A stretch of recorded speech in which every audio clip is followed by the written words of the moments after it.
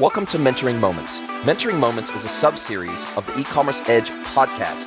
It is composed of clips taken from Jason's one-to-one and group mentorship sessions. Hello, everybody, and welcome to another episode of the podcast. It is my absolute pleasure to welcome Alex back from Couch.com. Welcome, Alex. Thank you so much for having me, Jason. It's great to be here. Mate, it is so awesome to have you along for the ride today as one of our guests. And you are based in the large, beautiful, well-known city of Los Angeles, about 40 minutes west of where I was raised, which is in Riverside, California. And my wife and I were just there. We were just doing a road trip. We did a road trip. We did Phoenix. I was there on business in Phoenix. Then we did Sedona, Red Rock. Then we flew to San Diego, got a rental car, drove all the way up the coast as far north as basically Malibu, went into LA, spent a couple of days in LA, spent a couple of days in Riverside, and then drove to Las Vegas. So just recently in your neck of the woods, in fact, just a week ago in your neck of the woods. Why didn't you say hi? That's unbelievable. I know. Little did I know. That's quite a trip. My God, that's awesome. Good for you.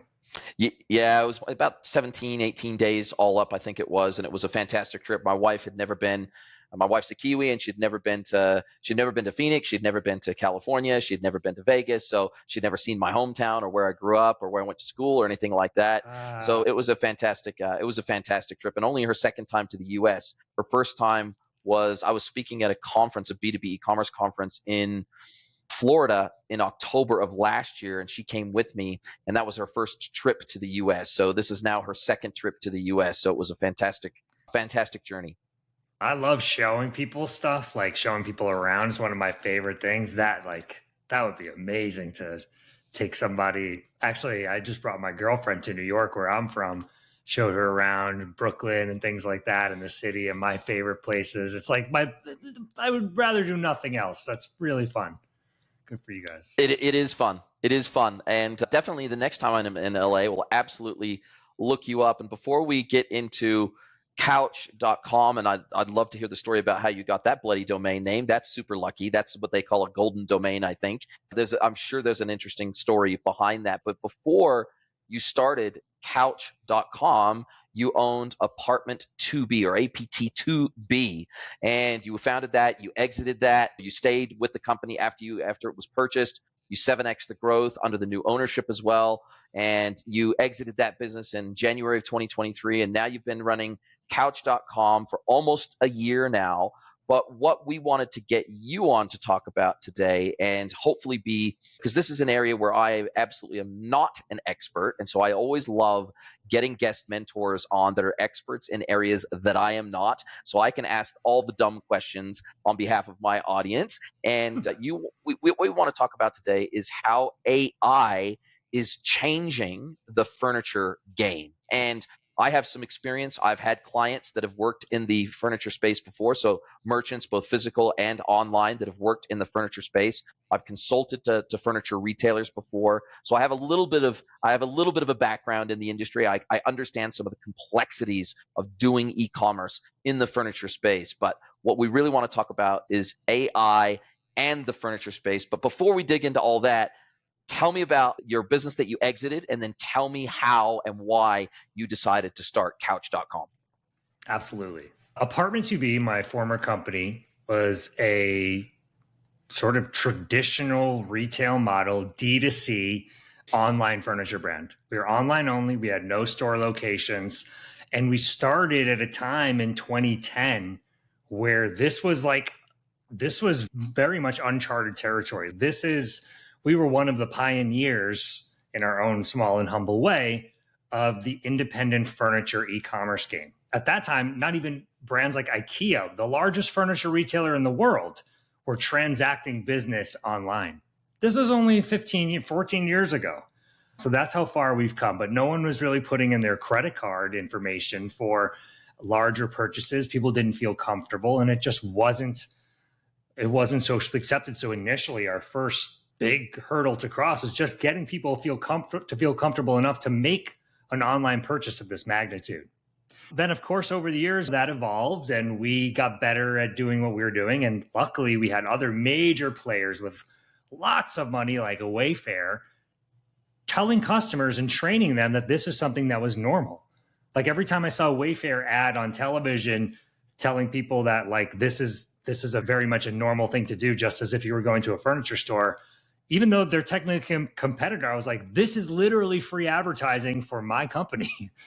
So we basically bootstrapped this company, learned along the way, and grew it on the Shopify platform with the partners that, you know, in the shop. If you're in the Shopify verse or Shopiverse, you know exactly which partners I'm talking about. And we got in there early. Like we were early adopters of Shopify, built the company up to a place where it was attractive to other buyers because we were able to achieve a profitable business model in e-commerce furniture. That ain't easy, I can assure you. And our company was acquired by a large furniture retail chain. So this retail chain is primarily brick and mortar. They had 30 huge stores across the Midwestern US, and they acquired us to like up their online game and invest in a youngish company that was doing something different, but in the same sphere where they could help. So it was a very successful partnership where they provided us the operational infrastructure to grow our business and bring it to new heights. And we offered them a new take and perspective on things and that they hadn't seen before. Being a part of that business was really what has empowered me to get into this world of Couch.com, which is a place where we are looking to solve the biggest problem in the furniture industry, which is quite simply that nobody knows where to go to buy furniture. So being in the executive meetings of a large, successful furniture resale chain, understanding their trials and tribulations with user acquisition and retention in a competitive market, seeing how they're adapting to this online first game that all of us furniture retailers in the space were playing, and then seeing our online retail trials and tribulations and how they were similar in many ways. And what I'm doing with Couch.com is bringing that all together in one place where the customer can come and figure out where they can buy a couch. And we have special tools to help them do that, which is really the focus of our conversation today.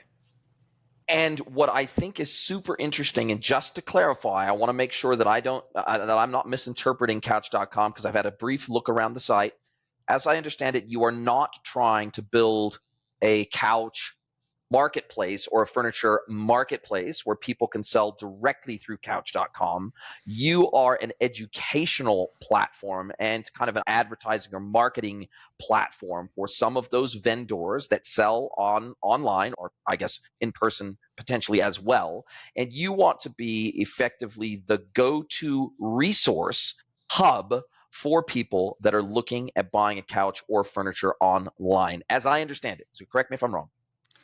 No, that's exactly right. At the time that we are recording this podcast, we are in development of our full-scale platform, which will have many attributes, including a marketplace that is essentially not existing to transact business or take the transaction, but rather more of an affiliate marketplace model where we are educating customers, allowing them to compare different brands against each other or retailers, and then we ultimately send them to the retailer of their choice. So we are, in essence, as you said, an advertising or marketing platform for the furniture industry.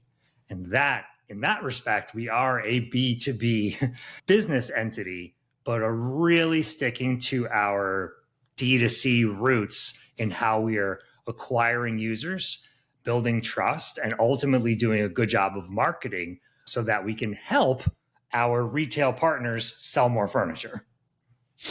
And I think, I don't know what's happened in the last few years. It's been a couple of years since I've worked with clients in this space. When I think of the furniture industry, oftentimes these are family businesses, especially the independent furniture retailers. They're family businesses, they're legacy businesses. Oftentimes they've been around 25, 50, 75, 100 years. I remember Levitt's. I remember some of the big brands that I grew up knowing. When I grew up in Riverside, some of these biggest retail brands that they weren't public companies, they weren't big global behemoths, they were regional, and they usually had between 5 and 25 stores, and they dominated in their region. And I found this kind of model to be true in most of the other places that I've been, including Australia, including New Zealand, etc., where there's not, apart from the IKEAs of the world, for example, and apart from maybe the Costcos of the world, most furniture retailing is done by independent retailers and small chains.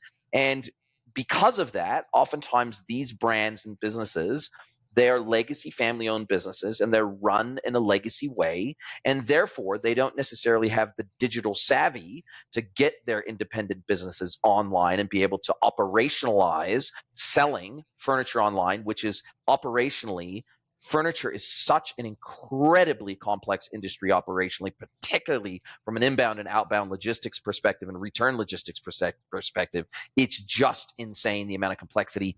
But even the selling complexity, and I'd like your thoughts on this, even the selling complexity is just nuts when you are looking to build an e-commerce solution around this space, because oftentimes each individual product has a matrix of, it could have 5,000 potential variations of a single lazy boy chair, for example, or a single sofa. Because when you take into account the fabric, the fill, the legs, the color, the materials, it just everything, when you take into account all of the variations that can exist within one single piece of furniture, usually those SKUs are built out in store based on chunks of a SKU. Okay, this component of the SKU defines the fabric. This chunk of the SKU defines the color. This chunk of the SKU defines the feet. And what we have is we have effectively, you can have millions of virtual SKUs that you may not have in stock, but that you want to make available through an e-commerce website. So how do we do that in an efficient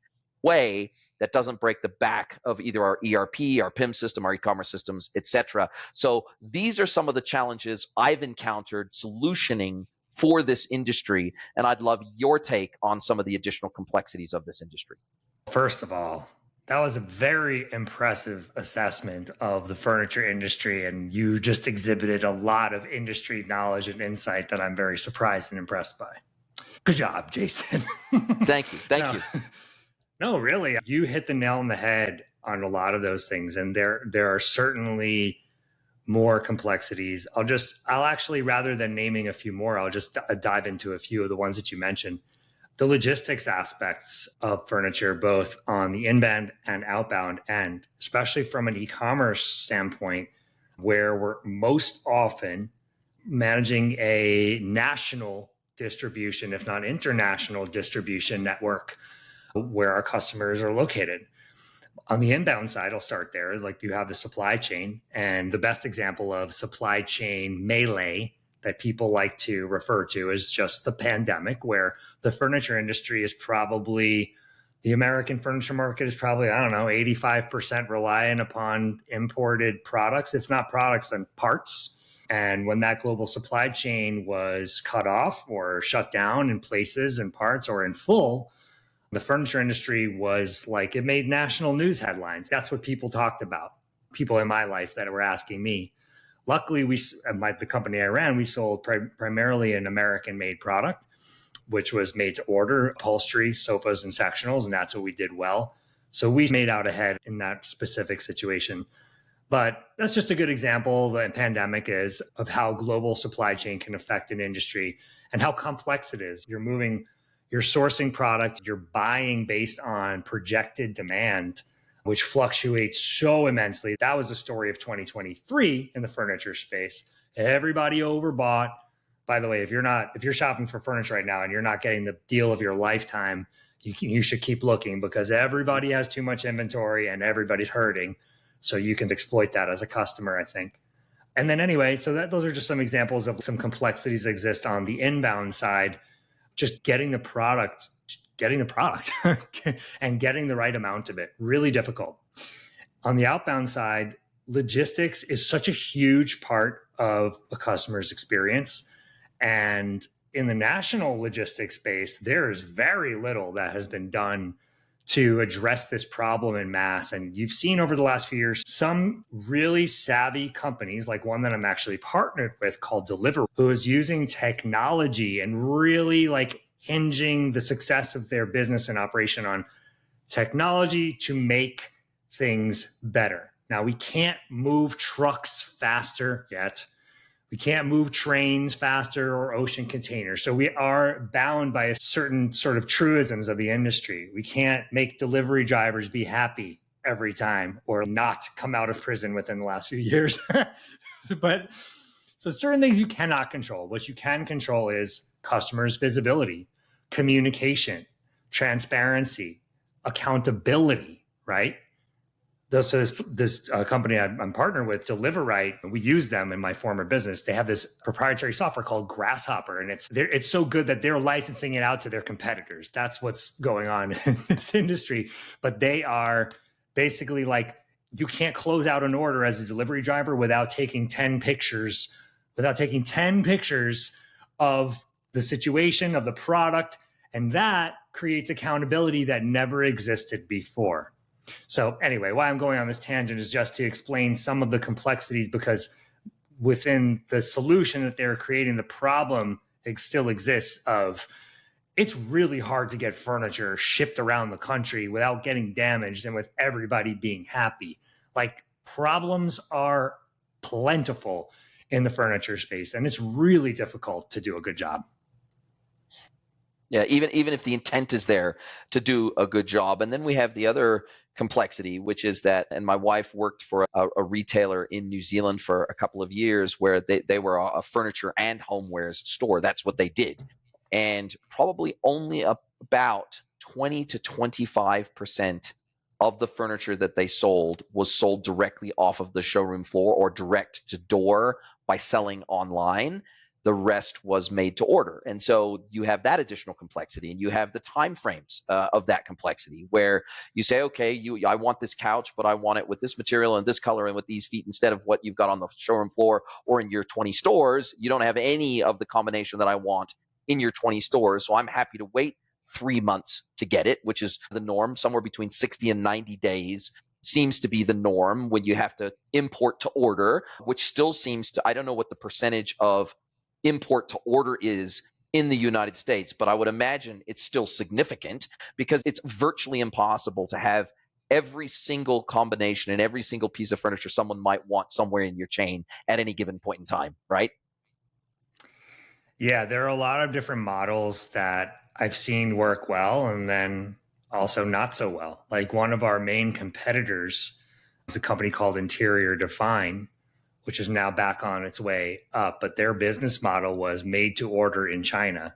And which is great because, like, they figured out one of the biggest difficulties in the furniture space, which is margin and where to find it and how to make money, but also had to deal with an incredibly complex and risky supply chain, being that there was literally an ocean between us and language barriers and less control than you probably want to have over your supply chain. And over the pandemic, they basically ended up completely getting out of whack and had to sell their business for, pennies on the dollar, got bailed out by a company that's now building it back. So that's an example of how it didn't go so great. And then there are other models where you make it stateside here in the US is what we did, but you maybe have less scalability. And that was our problem, that our factory couldn't keep up with our pace, but we had such a good thing going that we were really hesitant to branch out into other areas. Again, we're just touching upon the many different complexities when you start to crack open this nut of like how to run a furniture business, and it can't be that hard. No, it can be. There are a lot of things to consider, as you said. And one thing that I'm seeing, not just in the furniture sector, but in many other verticals as well, is this concept of either dual shoring or near shoring as a result of the pandemic. And this is where I'm seeing AI start to come into play in certain industries with digital twins, with digital supply chains, with real-time tracking from factory to customer door. I'm starting to see some things happen in the industry where we ran JIT, or just in time. Many industries and verticals and businesses and brands ran just in time supply chains pre-pandemic. I think almost everyone now realizes just in time is great until it isn't. And just in time is great until it isn't, and it potentially puts you out of business. And so a lot of brands now are running a model that has a little bit more flex, a little bit more give in it. And what I'm seeing this even in Mexico now, where a lot of US based brands, where say, for example, they were 100% of their production was in China pre-pandemic. Now, maybe they're still doing some supply out of China, but maybe they're also doing some manufacturing here in Mexico, which is right across the border, where there's lots of natural resources and human resources here in Mexico to achieve scale. Maybe they're also doing dual sourcing from somewhere like Vietnam or somewhere else in Europe, etc., to shield themselves against those potential supply chain shocks, both now and in the future. And they're using AI. The areas where I'm mostly seeing AI really start to become relevant is in the areas of demand planning, supply chain management, and digitalization of the supply chain. And that's where I'm seeing as someone who's in this space. But I'd love your take on where you see AI really starting to weasel its way into the furniture industry. Yeah, I think you just touched upon something that I've talked about a lot recently, which is just predictive analysis of what people are buying. And I think that is probably the biggest thing on the back end of the furniture industry that is leveraging AI to make some big gains and changes. And yeah, in the logistics supply chain, I already talked about that, like technology, AI, these things are making us so much stronger in that area. But on the front end of the business, I think you'll see a much bigger impact because AI is offering furniture buyers and indirectly retailers a lot more of an ability to find and get what they want easily. And we are building out functionalities and capabilities, leveraging AI as much as possible to help customers find their perfect couch. So two big ways that's happening right now are one, in visualization. So as being an online only retailer over the last decade plus of furniture, this thing that like literally everybody wants to sit on and see how it looks before they buy it. In fact, by the way, 80% of the commerce is still done on the brick and mortar level in the furniture industry. So there's a big opportunity for e-commerce to grow. And it's an interesting dynamic right now. But visualization tools are like the name of the game. And anyone that would ever come out, or if I got an email in my inbox, or if I heard something about one, I would vet. I'd take that call. I'd see the demo. I'd talk to the people. I'd make notes. I kept a folder of who was doing what. And we partnered with some very interesting third-party technology partners over the years. One where you can see how something looks spatially compared to other items was actually very useful for conversion. There was, of course, when 3D started being a thing, like 3D technology, we partnered with one of these big 3D companies that ended up getting bought by Williams-Sonoma. And then in just general AR technology and seeing how that's evolved, we were early adopters of all of those things. And none of them really were home runs. Like they all had flaws. Now it's different. And you see this like Wayfair, for instance, the largest retailer of furniture in the US, has this awesome product that they're still developing and fine-tuning. It's called Decorify. And I encourage everyone to check it out because it's super cool. Basically, you take a picture of your living room, answer a couple of quick questions, or you click on a few things about what you might like, and it shows you options of what your living room could like. Now, in typical AI imagery fashion, it's like changing your wallpaper and your floors. That's not my house. It's a little weird. Like it puts that seventh finger on the hand. The things that you see AI visualization tools do right now. But at the same time, it's also replacing your couch for a completely different one that looks realistic, two accent chairs, and a whole new look of furniture. And then next to it, they're selling you those products or products that look extremely visually similar to those products. And that is something that has never existed. True visualization of products that you can buy in your room without some crazy VR headset or anything else that you can do not even with an app, you can do it in your browser. It's very cool to see where things are going in that regard. So we're talking, this almost feels like a merging of two distinctive technologies, with the help of AI, bringing these two together, which is the idea of visual search and the idea of machine vision combined with generative AI image technology. And now we're stuffing those two things together.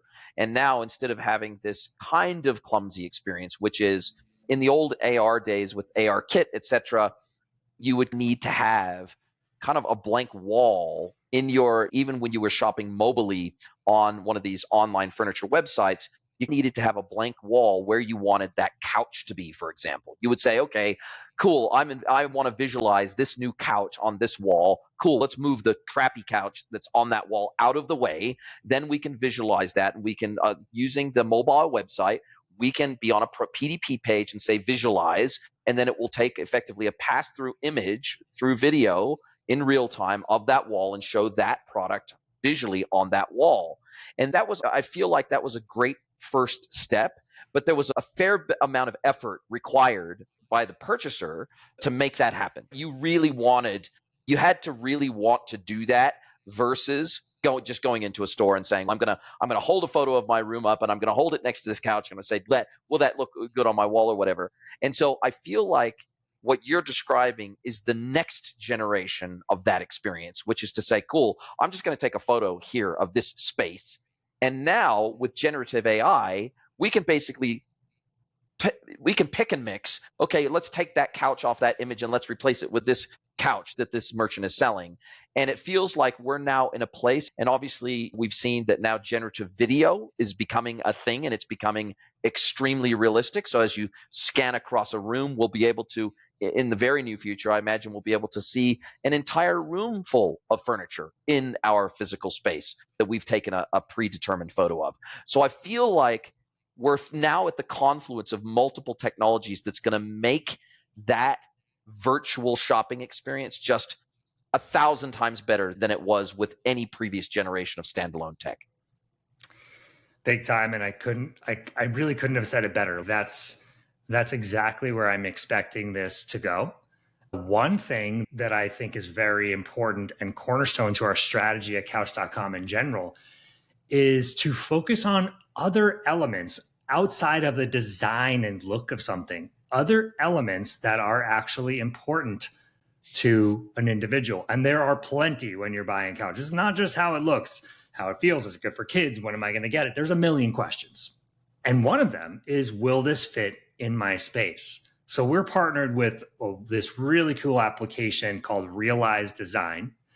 And Realize Design is, we're working on like the full integration with Couch.com. But basically, in simple terms, you scan your room. It has an awesome scan. This is like a high touch endeavor. This isn't like a quick hit sort of a thing. But if you really need to know if something's going to, or what's going to fit in your room, literally, we'll scan your room for you. It takes 5 minutes. You do it.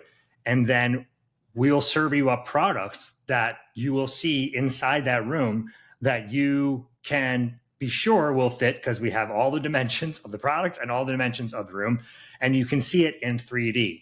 Now, it's still like an AR type experience feel when it comes to the overall look of the product. In simple terms, it's like a little cartoony and a little bit analog or something like that. Just not as high tech as some other visualization tools are out there.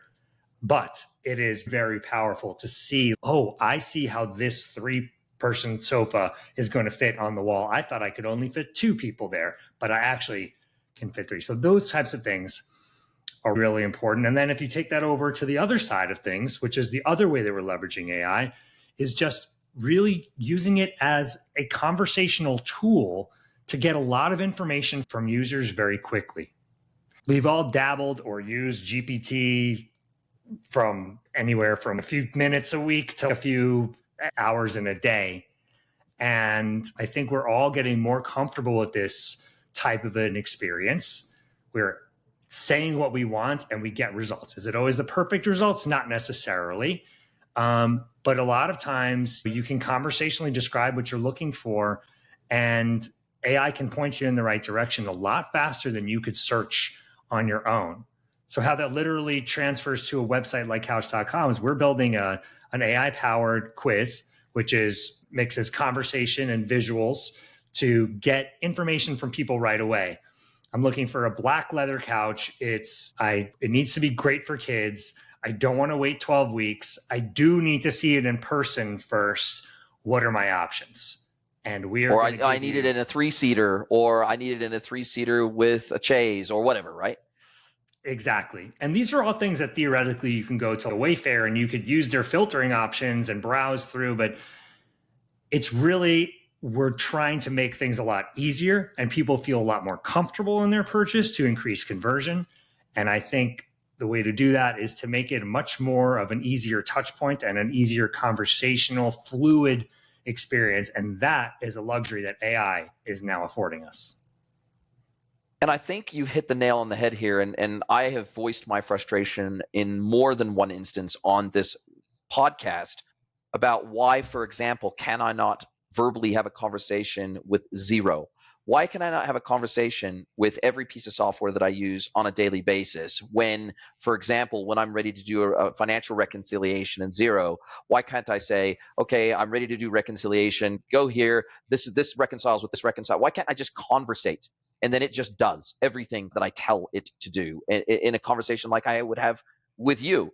And I think we're getting there with search, on-site search. I think we're slowly getting to a place where we're just about good enough with large language models and conversational AI to be able to have these kind of conversations with a large language model that has already been trained on the corpus of product data and structured and unstructured and visual attributes of a given product. I think we're now at the point where, site search started out as semantic search. So it was basically on keyword matching, and it was keyword matching with word matching in unstructured and structured word-based data and textual-based data against a product. Then we've gone one step further, and there's visual search now where you can upload an image and you say, if I want a dress, and I say, if my wife wants a dress, she'll grab a image of a dress that she likes from Google image search. She'll upload that to a website, and then they'll show her dresses that are similar. So we've got visual search based on the attributes of the image. We have visual AI. That's what enables that. And then I think we're now getting to a place where we're probably just about good enough to be able to have conversational search, which is what you're describing, which is, hey, I'm going to tell the browser verbally what I'm looking for, and then it's going to convert that into a series of matches between semantics of what I'm saying and the attributes of the product to show me something that's actually relevant to the conversation. And it feels like that's a very natural evolution of how we've searched as human beings. Hey team, I have a big favor to ask you. Please pause this episode and send the link of this episode to someone you know that you think would enjoy this content. Really appreciate you spreading the word. This is how we grow. We're not a Joe Rogan. We don't have big, massive advertising budgets, but we absolutely want to grow. We want to get the learnings from all of these episodes out to as wide of an audience as possible, and we need your help to do it. Thank you, and now back to your listening.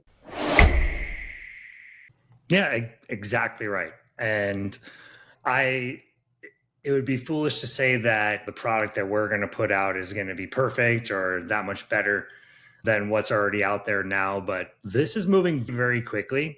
And if we are able to categorize and tag our products and our vendors appropriately, then I believe that we can leverage sort of the language model learning environments to create this experience that is far superior to your average online shopping experience for furniture right now. So I am laser focused on that and reading everything I possibly can and talking to all the service providers that are in the industry. We're talking partnerships, we're talking how can we help each other? And we're all trying to solve the same thing. How do we make furniture buying a little bit easier? And look, this is right up my alley too, in the sense that not only is semantic search getting better and large language models are making existing site search technology better, but I think that this new interface, this new search paradigm, which is conversational in nature, this feels like a natural evolution for the users as well. It feels, why couldn't I just simply have this conversation with the website that I'm trying to search or find information through? Why can't I just talk to it like I'm talking to a friend? And I think it comes down largely to the size of the context window that large language models can handle today. And those context windows tend to be pretty small. Otherwise, the cost to run that infrastructurally on the back end just gets so massive so fast that the cost is going to have to come down. And the reality is, we've seen what the share price of NVIDIA has done and everything else with the large language model, specific GPUs, et cetera, for AI, we're still at the very early days of this. And we're seeing a scenario where a lot of these open source large language models are outperforming the proprietary language models that are out there. And so I think open source large language models in many respects will probably get there from an efficiency perspective and from a cost management and infrastructure perspective before the major proprietary vendors are going to get there. If we think of the large proprietary vendors of the Googles of the world and the AWSs of the world, the reality is I think it's going to take time for them to get efficient enough with their technology to where it doesn't cost an arm and a leg to drive these new applications on top of AI.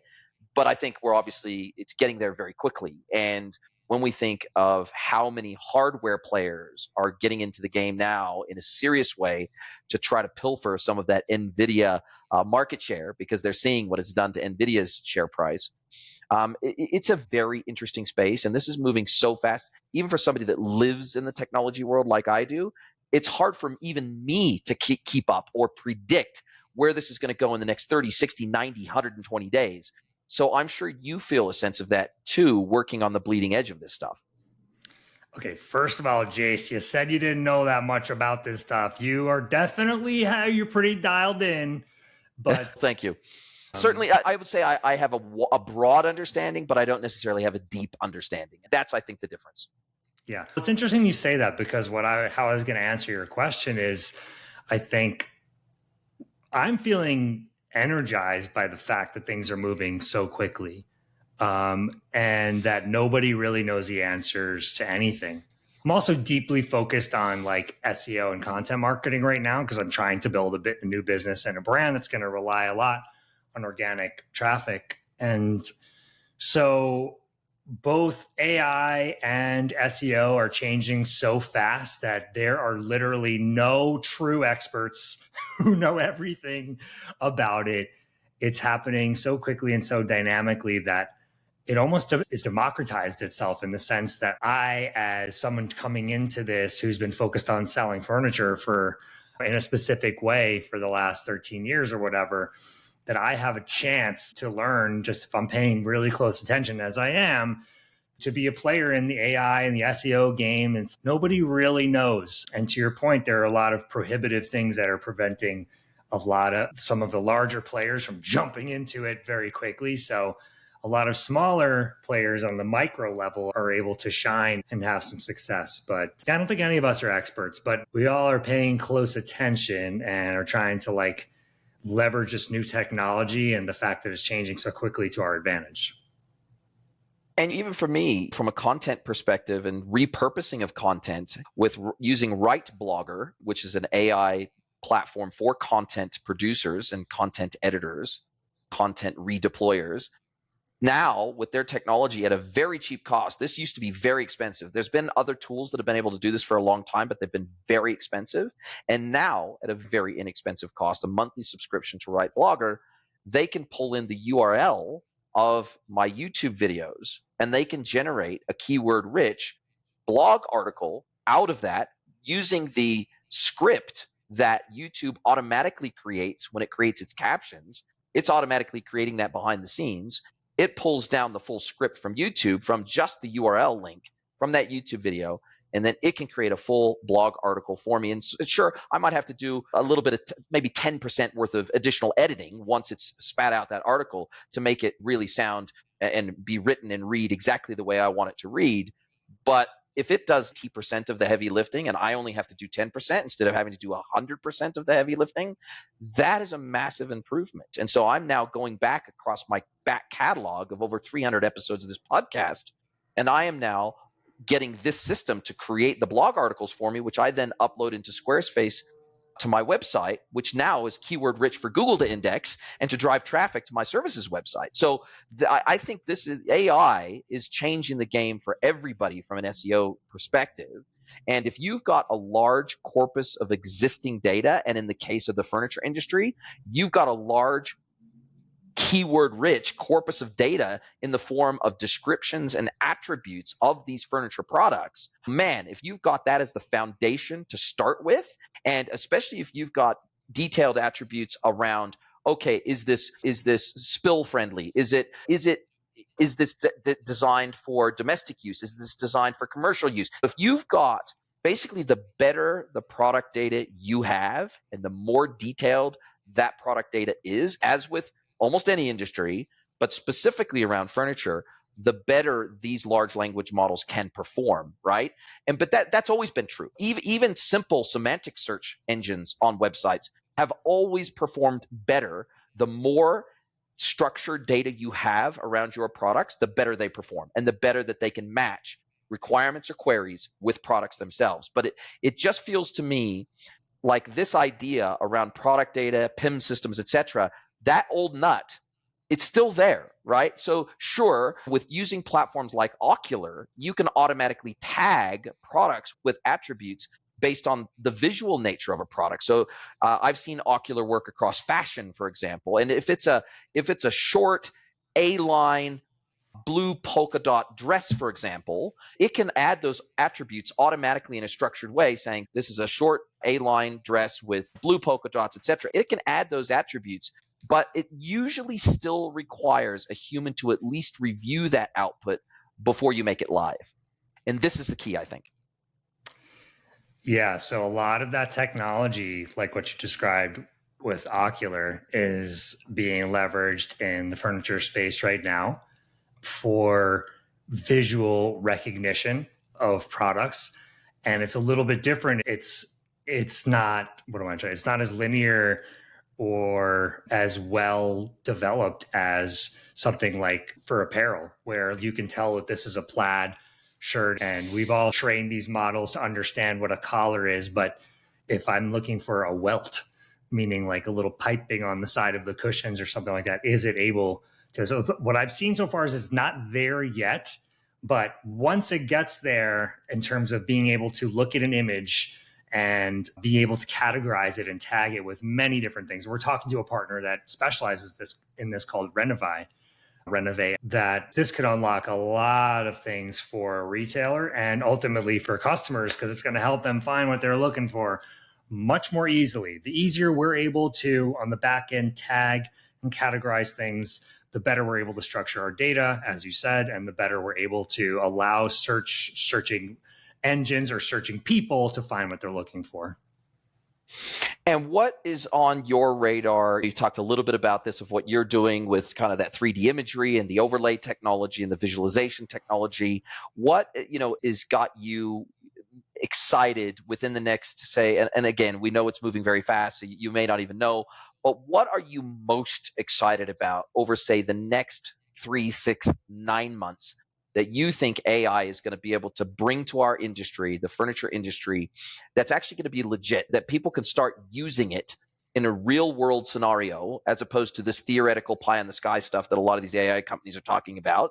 Because it seems like a lot of companies, they'll just slap AI in their name because they know they're never going to get funded unless they got AI somewhere in their name. And so a lot of this stuff still feels very pie in the sky. In terms of practical applications of AI in the furniture space, what has you the most passionate and excited over the next 3 to 12 months? I think it's an aspect of this visual search that we've just been talking about, because it's not really where it needs to be yet, but it's moving very quickly. And why I think it's so exciting is because I like the idea, and you used an example of your wife. First, you said you were shopping for a dress, and then you clarified that it was your wife. But hey, yes, I was very careful on that one. Whatever floats your boat. No, the uploading a picture of a specific dress, you will get results that are very, almost uncannily similar to what you're looking for. And even just like reverse image search on Google of such things right now is very powerful. But do a reverse image search of your own couch for anybody listening, and you're not going to get anything that looks remotely similar to what your couch is. You might get 1 or 2 results that are somewhat similar, or it'll just latch onto the fact that it's white and it'll show you other white couches. And to a layman or someone casually searching or doing this exercise, you may be like, oh, okay, well, that's cool. And it works. but does it really? We're not needling in on the specific attributes that people actually care about. Wouldn't it be great to know if something like a shirt is going to fit baggy?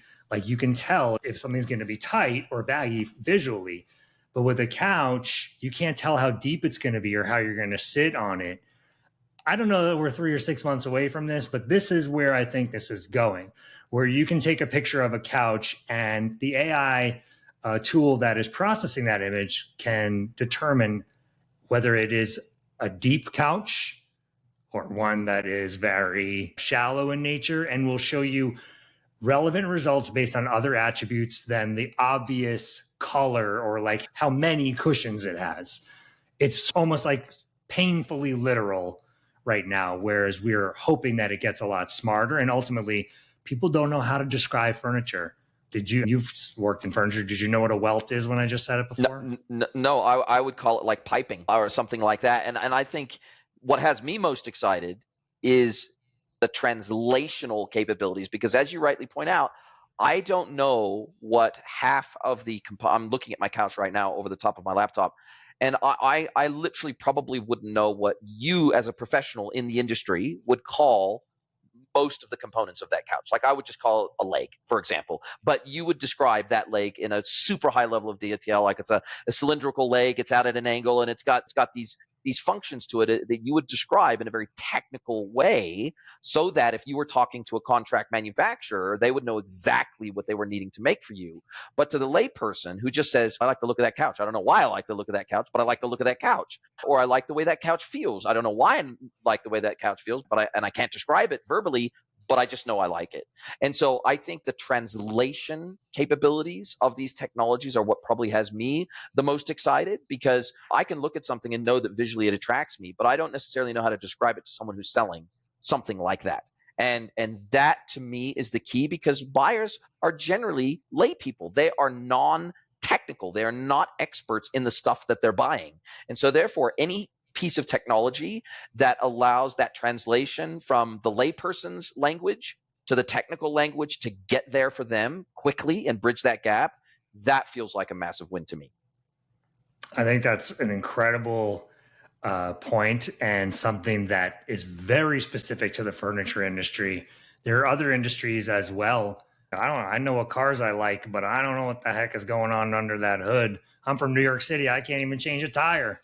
So if I was able to describe things in the way that I understand them or what I'm looking for, and for this translatable capability to be able to spit that out enough to find me data points that are relevant to what I'm looking for, and ultimately find me the products, yeah, that'd be a pretty good thing. And the furniture industry definitely needs that. Wow. Absolutely love it, mate. Look, this has been a fascinating conversation. I'm sure it's going to be fascinating to my audience. You are right at the cutting edge of this space. It's going to be interesting to see how couch.com evolves over the next 3, 6, 12 months. I'm going to keep a close eye on that. Maybe we can have you on again in another 12 months or so, and you can tell us what's happened to the site. You can tell us what new AI functionality you've introduced, how it's working for you, how it's working for your customers and visitors and searchers. And hopefully you'll be able to keep us up to date.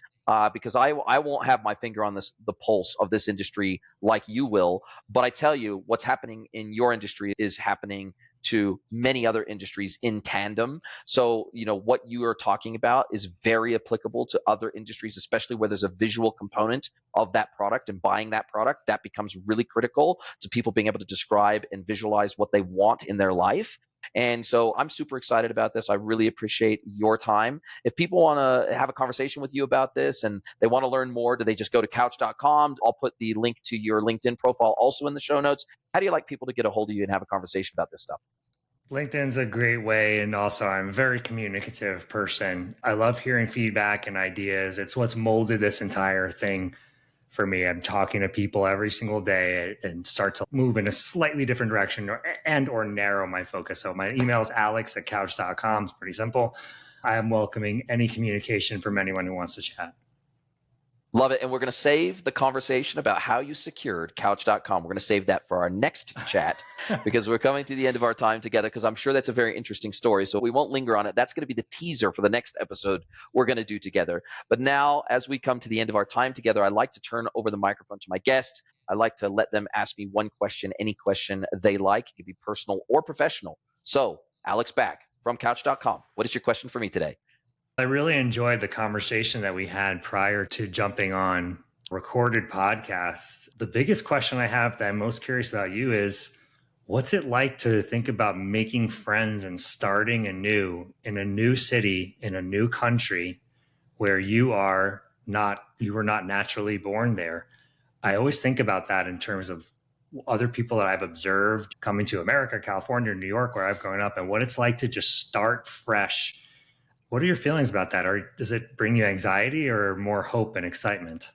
It's probably equal parts excitement and stress. And it's probably not so much even meeting people, because I find that if you're generally a nice person, if you're generally a person who likes people and is generous with your time, and you're actually wanting to assimilate into a society, into a community, and you're not trying to be an island in that community, if you're really doing your best to try to fit in and to try to, instead of trying to change things, just accept things. That's the way things are done here. And if you like it more where you came from, then you should probably just go back there. And I think, not to say that you shouldn't try to make things better wherever you are in the world, but I think you have to first get to know a place, and you have to understand a place, and you have to understand its people, its culture, the food, the weather. There's so many things you have to get to know first before you should even probably have a thought or an opinion on ways you could contribute to that place, and hopefully maybe make that place better through your presence instead of just being a taker in that environment. But I can tell you that one of the most stressful things, and this is gonna probably sound strange, but for the first year that we were here in Mexico, we were traveling, and we've only just recently settled in Puebla for the long term. And so when we were traveling, almost every single day, I would go to bed absolutely exhausted, because the bandwidth that you use to do things that you think are simple wherever you came from, meaning which petrol station do I go to get gas so that I don't get ripped off? What are the local supermarkets, or where do I shop for these different things, from food to clothes to everything? Where do I actually shop? I don't know the names of these stores. I don't know which ones are expensive, which ones are cheap, which ones have good quality, which ones have bad quality. Where am I going to get ripped off? Especially in Mexico, obviously needing to speak Spanish, at least conversationally, so that you can have conversations around transactions. Understanding the money and what it equates to and what it looks like in your hand. And when a person at the cash register says pesos or whatever it is, you need to know what that actually is, and you need to be able to pull that out of your wallet and hand it to them. You need to understand and figure out how to create a bank account in another language. So you have to go in, and you've got to have these 53 pieces of documentation and copies of your passports and everything else.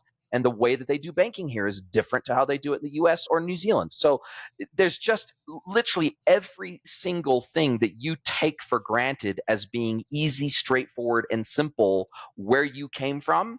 It is likely to be totally different wherever you go. There'll be similarities, but it is just different enough that you have to figure something out every single day. You have to figure out something new every single day.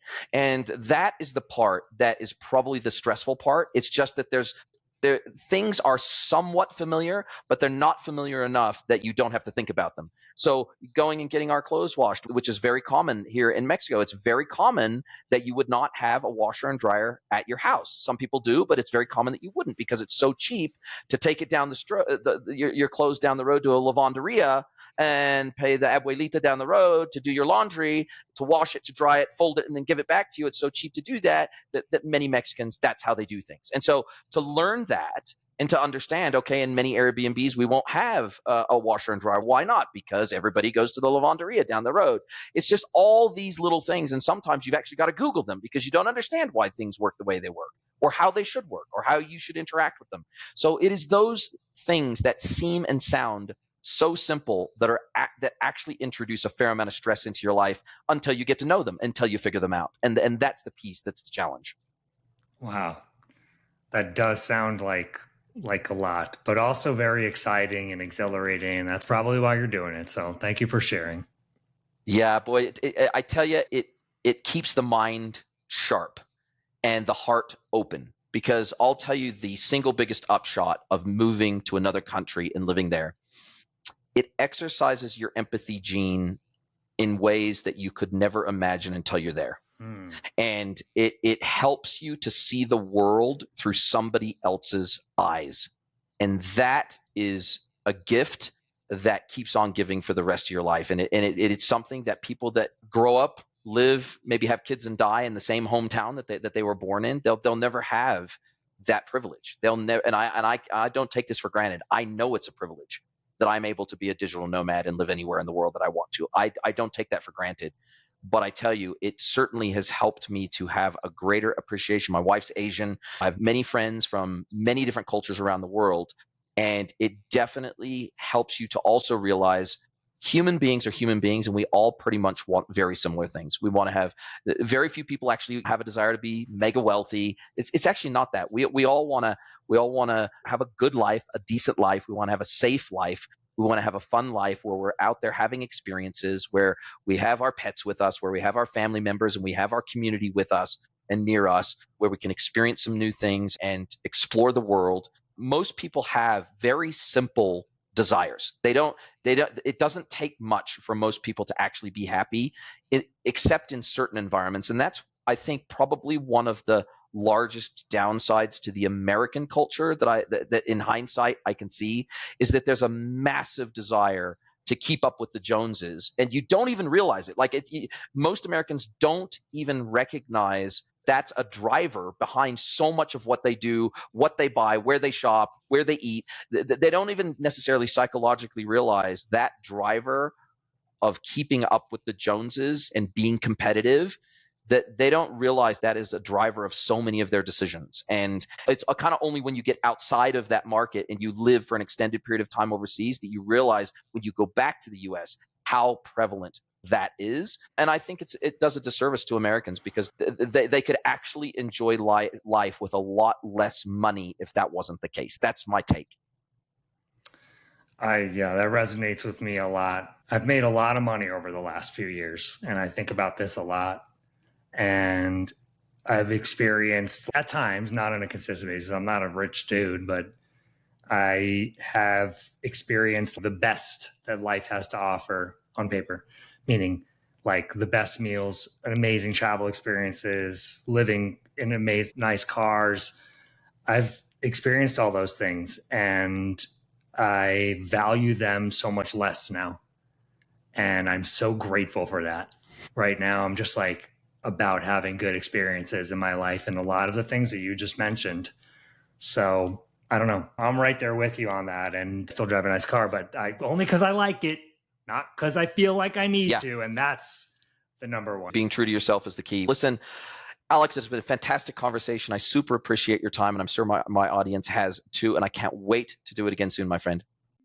If you'd like to get mentored by Jason for free, head over to greenwoodconsulting.net, scroll to the bottom of the page, and click Get Mentored by Jason.